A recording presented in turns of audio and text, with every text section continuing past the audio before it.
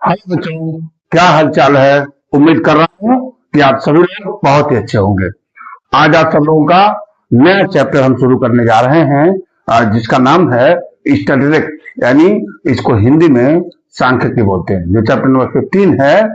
और इस तरह से देखिए, जब आप 10th क्लास में थे, 10th क्लास में आपने पढ़ा था तीन मेजर ऑफ सेंट्रल टेंडेंसी के विषय में आपने तीन चीजें पढ़ी थी, जो थी मीन, मीडियन और मोड। ठीक है।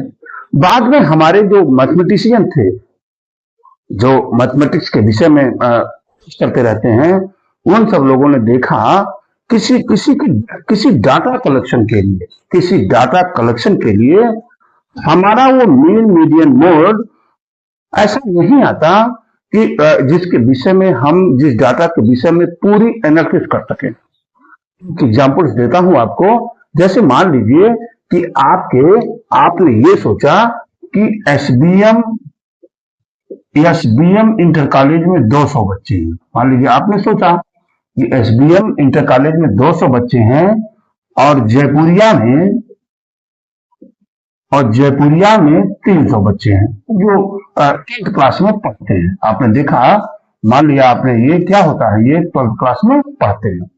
आपने सोचा कि हम क्या करें, ये जानने का प्रयास आपने किया कि एसबीएम इंटर कॉलेज के बच्चे अच्छे हैं कि जयपुरिया इंटर कॉलेज के बच्चे अच्छे हैं। आपने क्या किया, इन एसबीएम के 200 बच्चों का और जयपुरिया के 300 बच्चों का आपने इंटरव्यू ले लिया। इंटरव्यू लेने के बाद आपने ये सोचा कि ये इस बिंदु पर आप पहुंच गए कि किस विद्यालय के बच्चे पढ़ने में अच्छे हैं। सब चीजों को करने के लिए काफी लंबा समय हो जाएगा। 500 लोगों का इंटरव्यू लेना मजाक बात नहीं है। हमने क्या सोचा, हमने सोचा कि एसबीएम इंटर कॉलेज के 200 बच्चों का कोई ऐसा रिप्रेजेंटेटिव मिल जाए और जयपुरिया इंटर कॉलेज के 300 बच्चों का कोई ऐसा रिप्रेजेंटेटिव मिल जाए कि जिन दो लोगों के कंपेरिजन करने से ही हम जान जाए कि कॉलेज के बच्चे अच्छे हैं। देखिए, किसी डाटा का रिप्रेजेंटेटिव तलाश करना ही मीन, मीडियन, मोड होता था। बाद में ये चल गया कि मीन, मीडियन, मोड तो हमारे डाटा को, हमारे उन बच्चों को एनालाइज करने के लिए पर्याप्त नहीं है। तो मैथमेटिशियन ने दूसरी चीज निकाला। अभी उसकी चर्चा हम करेंगे। ठीक है, बड़ी अच्छी बात।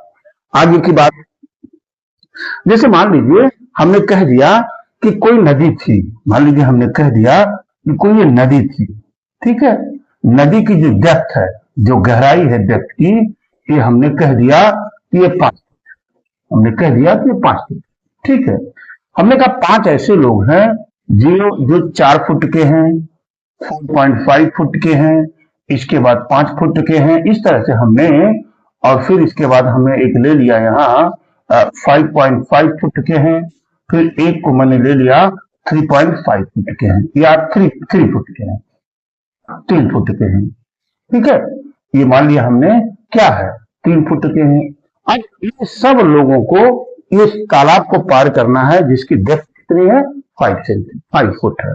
ठीक है, हमने कहा कि ये पांचों के पांचों नदी पार कर पाएंगे कि नहीं, तालाब कर पाएंगे कि नहीं। ऐसा तो नहीं है कि बीच में ही 2-3 लोग डूब जाएंगे। तो अब या तो हम इसकी डेप्थ की लंबाई नापे, सारे लोगों की लंबाई हमने नापा है, नाप कर चेक करें, या हमने क्या किया, हमने इसका मीन निकाला। 4 प्लस 4.5 प्लस 5 प्लस 5.5 प्लस 3, और जानते हैं डिवाइडेड बाई 5, जितनी संख्या होगी उससे अगर डिवाइड कर देंगे तो हमारा माध्य निकल जाएगा। देखिए, ये 4.5 है, 5.5 हो गया 10, 10 5 15, 15 और 15 और ये 7 22, कितना आ गया, 22/5। यानी जब इसको हम डिवाइड करेंगे तो 4.4, हाँ, 5 चौका 20, 5 चौका 20, 4.4 इसकी मीन आ गई। x इक्वल टू 4.4, ये मीन आ गई है इसकी। ठीक है, अब आप 4.4 मीन से ये निकाल सकते हैं, ये तात्पर्य निकाल सकते हैं कि अगर हम इस डाटा को देख करके ये डिसाइड करें कि हमारे 5 के 5 लोग इस तालाब को या नदी को पार कर जाएंगे, तो आप देख रहे हैं कि इसमें से दो लोगों की हाइट, एक की हाइट 3 है, एक की हाइट 4 है, तो ये तो डूब ही जाएंगे, तो डूब जाएंगे।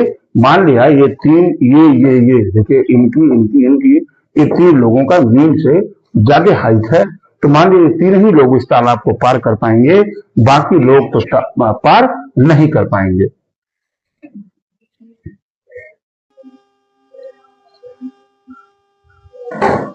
इस तरह से आपने देखा कि इस 4.4 मीन के माध्यम से आप ये डिसाइड नहीं कर सकते कि हमारा ये पांचों के पांचों लोग जो है उस तालाब या नदी को पार कर जाएंगे। तो हमने कहा कि ठीक है, अब तो मुझे एक ऐसा रिप्रेजेंटेटिव चाहिए जो पूरी तरह से ये डाटा को एनालाइज करके ये बता दे कि ये सारे के सारे लोग नदी पार कर पाएंगे कि नहीं पार कर पाएंगे। ठीक है, इतनी बात आप जान गए, अब आगे की बात हम कर लेते हैं। देखिए, अभी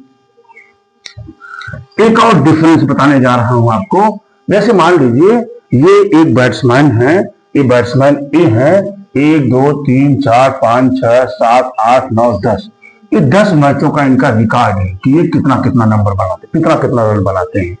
ये बैट्समैन बी है जो 10 मैचों का इनका भी है। अब आपसे कहा गया कि इन दोनों बैट्समैन में से किसी एक का सिलेक्शन आपको विश्व कप के लिए करना है, ताकि आप विश्व कप जीत जाए। ऐसे खिलाड़ी को आप बैट्समैन के रूप में वहां उतारेंगे जो कुछ न कुछ रन बनावे। तो हमने कहा कि 10 मैचों का, जब हमने यहाँ पर बैट्समैन ए की बात किया, जब हमने यहाँ बैट्समैन ए की बात किया और यहाँ पर बैट्समैन बी की जब हमने बात किया, तो देखा, ये देखिए, यहां मैंने इसका मीन निकाला और यहां हमने इसका मीडियन निकाला। हमने कहा चलिए मीन मीडियन मोड से इसको डिसाइड कर लेते हैं कि कौन से प्लेयर को हम चुनेंगे। ठीक है, जब मीन मीडियन मोड पर हम चले तो इस बैट्समैन ए का जब मीन निकाले तो ये भी आ गया 53, और बैट्समैन बी का निकाले ये भी आ गया 53, मीडियन भी निकाले 53 और ये निकाले ये भी 53 आ गया। अब देखिए, आपकी गाड़ी बिल्कुल निकलने वाली नहीं है। अब तो आप मीन के माध्यम से और मीडियन के माध्यम से ये नहीं कह सकते कि दोनों डाटाओं में से, दोनों बैट्समैन में से हम किसको चुनेंगे। इसका मतलब क्या है? इसका मतलब ये हो रहा है कि किसी डाटा को एनालिसिस करने के लिए, किसी डाटा के विषय में बात करने के लिए, किसी डाटा के इन्हीं दोनों बैट्समैनों के में से एक को चुनने की जो तरकीब आपकी थी, ये मीन और मीडियन, जो इस डाटा के लिए एक रिप्रेजेंटेटिव का कार्य कर रहा था, वो देख रहे हैं आप इस रिप्रेजेंटेटिव के माध्यम से ये नहीं बता सकते कि हम किस बैट्समैन को चूज करें। आपकी गाड़ी फंस गई यहां। इन्होंने कहा कि इससे बढ़िया डाटा है कि हम इसके मेजर ऑफ डिस्पर्सन को देख लें। देखिए, मैं ये कह रहा हूं कि इससे अच्छा है कि आप मेजर ऑफ डिस्पर्जन को देख लें। मेजर ऑफ डिस्पर्जन को देख लें, क्या मतलब है मेजर ऑफ डिस्पर्जन का, मैं अभी बताता हूं। अभी आप देख लेंगे कि वास्तव में ये मेजर ऑफ डिस्पर्जन से किसी डाटा को एनालिसिस कर पाना कितना आसान हो जा रहा है। देखिए, बात करते हैं हम मेजर ऑफ डिस्पर्जन। ये देखिए, मैंने एक लाइन खींचा, यहां से 0 शुरू किया, 0 10 20 30 40 50 60 70 और बढ़ा दीजिए 80 90 100 और बढ़ाइए 110 और 120। हमने यहां तक इस डाटा एक बैट्समैन ए के लिए हमने बनाया। अभी विचार करेंगे हम। फिर एक दूसरी लाइन भी हमने खींचा यहां बैट्समैन बी के लिए। ध्यान दीजिएगा हमारी बात। हमने यहां बैट्समैन बी के निकाला 0 10 20 30 40 50 60 70 80 90 100, चलिए 110 रख दीजिए, आगे बढ़ेगा तो हम बनाते जाएंगे। ठीक है, ये हमने एक चीज लिया यहां पर। देखिए, पहला कितना डाटा है, बैट्समैन ए का है 30 मतलब यहां आ जाएगा 91 का मतलब ये डाटा है। हम बैट्समैन ए की बात कर रहे हैं ना, 30 हो गया, और यहाँ क्या हो गया, 91 आ गया यहाँ, फिर क्या है 0, 0 का मतलब यहाँ है 64, 64 का मतलब यहाँ कहीं आएगा ये, इसके बाद 42, 42 का मतलब यहाँ कहीं आएगा, 80, 80 का मतलब यहाँ आ गया, और 30, 30 का मतलब दो डाटा है, 30 फिर यहीं पर आ गया, और इसके बाद 5, 5 का मतलब यहाँ पर आ गया, 117, 117 का मतलब यहाँ पर आ गया, और 71, 71 का मतलब यहाँ पर आ गया। देखिए हमने डाटा के एक नंबर लाइन पर हमने इसको रिप्रेजेंट किया है। दूसरी बात, हम बैट्समैन बी के लिए देखते हैं 53, 53 मान लीजिए यहाँ आ गया, 46, 46 का मतलब हो जाएगा यहाँ आ जाएगा 46, 50, 50 का मतलब यहाँ आ जाएगा 50, फिर क्या है 53, 46, 48, 50 लिख दिया मैंने, 53, 46, 48, 48 की बात करेंगे तो यहाँ पर आ जाएगा 50, 53, 53 तो लिख चुका हूँ, फिर 53 और भी लिख चुका हूँ, 58, 58 का मतलब ये डाटा यहाँ आ जाएगा, इसके बाद 60, 60 का ये डाटा यहाँ आ जाएगा, फिर 57, 57 का डाटा यहाँ आ जाएगा, और इसके बाद 52, 52 में ये डाटा यहाँ आ जाएगा। ध्यान से दोनों को देखिए, ध्यान से दोनों को देखिए, आप देख रहे हैं कि इन 10 मैचों का, इन 10 मैचों का जब हमने एक रिकॉर्ड यहां लिया तो ये देख रहे हैं कि इस ए वाले में छिटकाव ज्यादा है। देखिए इनके डाटा में छिटकाव ज्यादा है ना, लेकिन बी वाले डाटा में छिटकाव बहुत कम है। देख पा रहे होंगे छिटकाव बहुत कम है। तो इस छिटकाव से हमें देख लिए, ये स्कैटरिंग से हमने जान लिए कि ये जो है हम बी बैट्समैन को चूज करेंगे विश्व कप के लिए। क्यों करेंगे? क्योंकि ये तो ऐसा बैट्समैन है कि चला तो चला, नहीं तो 0 पर आउट, चला तो चला, नहीं तो 30 रन बनाना तो आउट हो गया। लेकिन बैट्समैन बी के लिए आप ये कह सकते हैं कि यह बैट्समैन जाएगा तो 46 रन बिना मारे तो नहीं आएगा। तो आपको तो ऐसा प्लेयर नहीं चाहिए कि जो जाए या तो 0 पर आउट हो, या तो 5 रन बनावे, और नहीं तो आउट हो जाए। चला तो चला, नहीं चला तो कोई बात नहीं। ऐसा प्लेयर तो आपको नहीं चाहिए।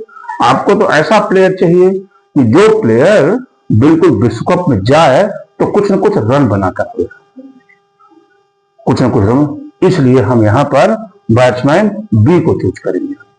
अब हम ये देखेंगे कि मेजर ऑफ सेंट्रल टेंडेंसी के लिए सबसे एब्सोल्यूट वैल्यू जो आती है, किस डाटा के माध्यम से हम बहुत अच्छे से जान जाते हैं कि हम किसको चूज करें, किसको चुना।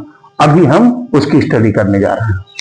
आइए देखिए, मेजर ऑफ सेंट्रल टेंडेंसी का रिप्रेजेंटेटिव तलाश करने के लिए हमारे पास 4 तरीके होते हैं। पहला है रेंज, दूसरा है क्वार्टाइल डेविएशन जो आपको नहीं पढ़ना है, फिर मेन डेविएशन और स्टैंडर्ड डेविएशन। इन 2 चीजों की बात हम पूरे सिलेबस में करेंगे। बाकी रेंज से भी हमारा जो डाटा का जो प्रोडक्शन होता है, वो डाटा का प्रोडक्शन हम रेंज से भी नहीं कर सकते।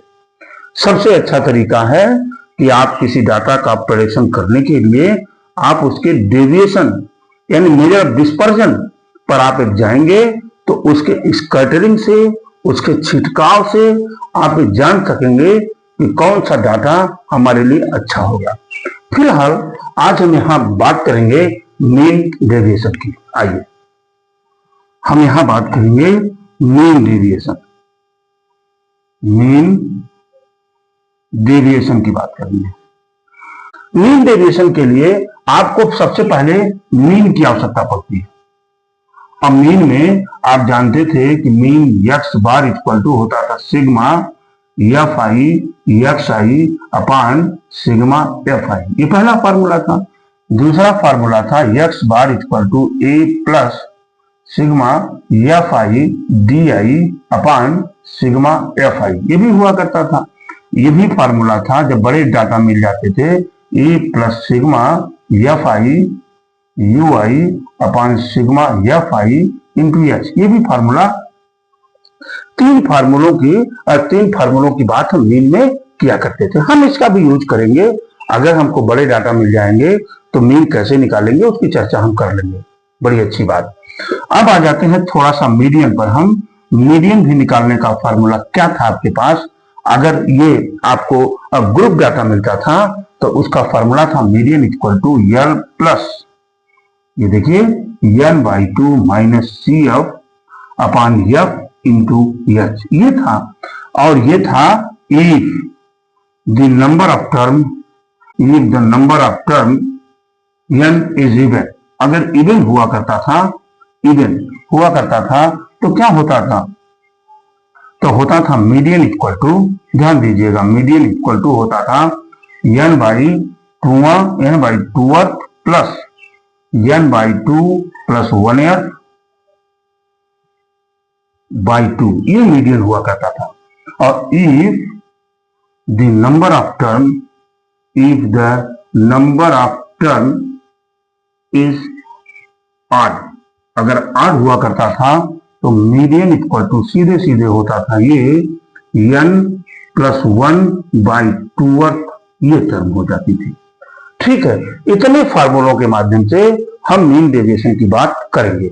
ठीक है, कभी कभी स्टेटमेंट में दे देता है कि मीन डेविएशन आप निकालिए with respect to mean, mean के रिस्पेक्ट में। फिर कभी कभी बोल देते हैं कि आप मीन डेविएशन निकालिए विथ रिस्पेक्ट टू मीडियन। तो उस तरह से हम इसमें काम करते हैं। आइए अब हम सीखते हैं कि मीन डेविएशन की चर्चा कैसे करें। देखिए, बात करेंगे हम mean deviation for ungroup data. Ungroup data जब रहता है तो हम मीन डेविएशन कैसे करते हैं? देखिए, ये जो डाटा यहाँ दिखाया गया है, ये डाटा एक अनग्रुप डाटा है जिसमें फ्रीक्वेंसी नहीं रहती, जिसमें फ्रीक्वेंसी नहीं रहती।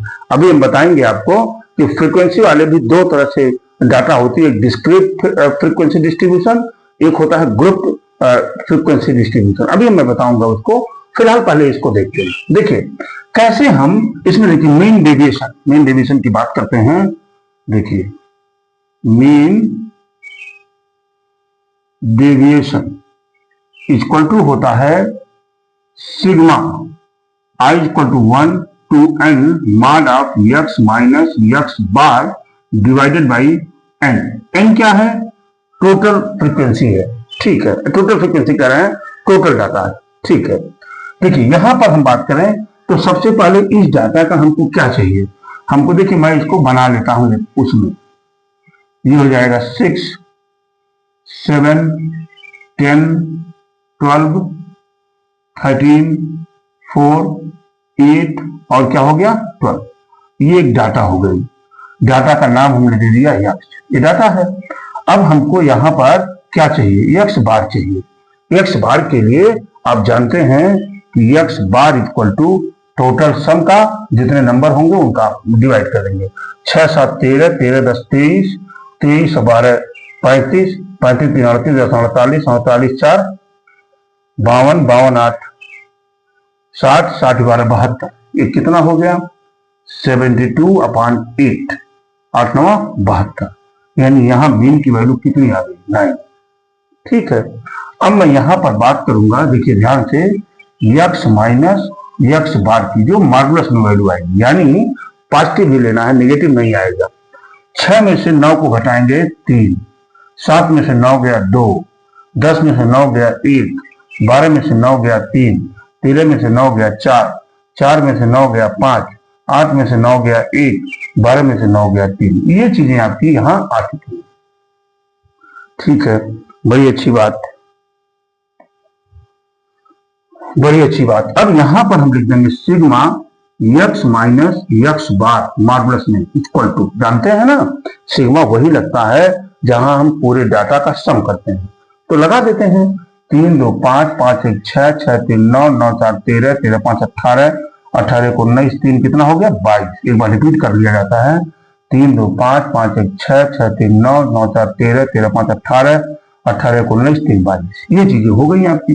अब हम यहाँ मीन डेविएशन पे चले।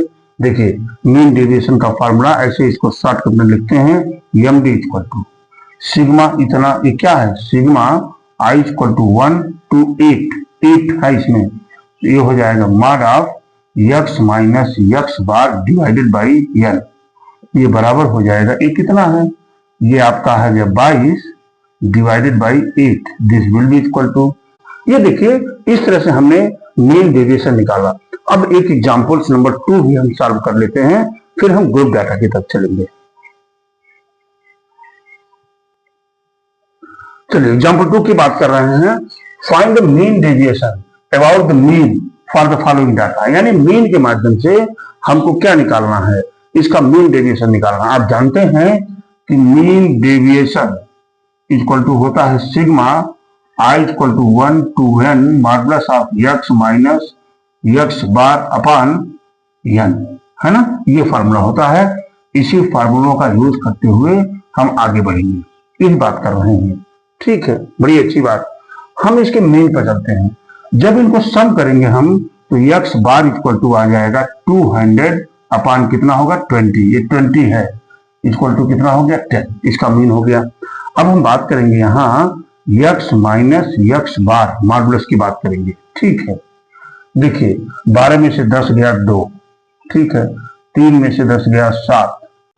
अब जब हम यहाँ सिग्मा आई इक्वल टू 1 और n की वैल्यू कितनी है 20, यानी modulus of x minus x bar this will be equal to, इन सबको जोड़ेंगे तो आ जाता है कितना 124। इसलिए यहाँ पर हम जब मीन डेविएशन की बात करेंगे, मीन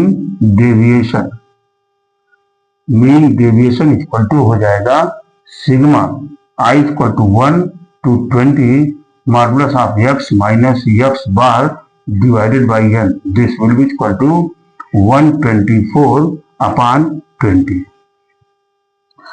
यानी इसका मीन डेविएशन आ गया 6.2। This is your answer. बस यही काम करना है। थोड़ा सा अगर आप कॉन्सेप्चुअली स्ट्रांग रहेंगे तो किसी भी क्वेश्चन को सॉल्व करने में कोई परेशानी नहीं होगी। अभी तो मीन डेविएशन हमने जो निकाला है ये अबाउट मीन से निकाला है। अब हम मीडियन की बात करेंगे, मतलब मीन डेविएशन जो निकालना होगा वो मीडियन के थ्रू निकालना होगा। ठीक है, मैं उसकी बात कर लेता हूं। अगला एग्जाम्पल 3 पर चलते हैं। एग्जाम्पल 3 की बात कर रहे हैं।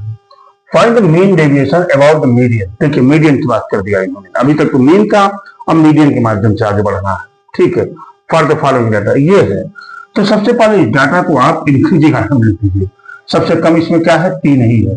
देखिए 3 3 4 आ गया, 3 आ गया, 3 आ गया, 4 आ गया, 4 के बाद 5, 5 के बाद 7, 5 आ गया, 7 आ गया, इसके बाद आ जाएगा 9, 9 के बाद 10, 10 के बाद 12, यानी ये 9 आ गया, 12 आ गया और 10 भी आ गया। ठीक है, अब इसके बाद आप बच जाएगा 18, फिर हो जाएगा 19, फिर हो जाएगा 21। ठीक है, 1 2 3 4 5 6 7 8 9 10 11, 1 2 3 4 5 6 7 8 9 10 11। ठीक है, ये चीजें हो गई। यहां देखिए number of term, number of term equal to 11। 11 क्या है, 11 तो आड है, 11 तो याद है। तो यहां जानते हैं आड अगर होता है तो मीडियन इक्वल टू क्या होता है n plus 1 by 2 equal to 11 plus 1 by 2, this will be equal to 12 by 2 equal to 6 term. 6 term equal to 1 2 3 4 5 6 and 9 equal to 9। ये 9 इसका मीडियन हो गया। बात तो समझ पाए होंगे। अब हमको क्या करना है, यहां देखिए ध्यान दीजिएगा, x minus m, m is median, ये निकालना है आपको।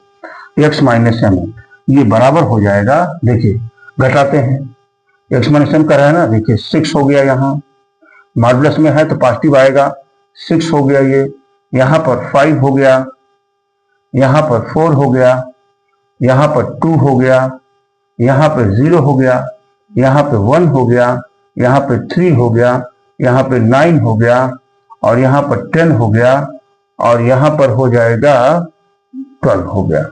ठीक है ना, ये चीजें आ गई। ठीक है, अब हमको करना कुछ नहीं है, sigma I equal to 1 to 11, 11 term है ना, यानी modulus of x minus m, ये सबको ऐड करेंगे आप तो जाएगा 6 plus 6 plus 5 plus 4 plus 2 plus 0 plus 1 plus 3 plus 9 plus 10 plus 12, ये बराबर हो जाएगा। जरा ऐड कर लीजिए, छः छः 12, 12 5 17, 17 4 21, 2 23, 23 1 24, 24 3 27, 27 9 36, 36 10 46, 46 2 48, 48 10 58, ये कितना हो गया 58।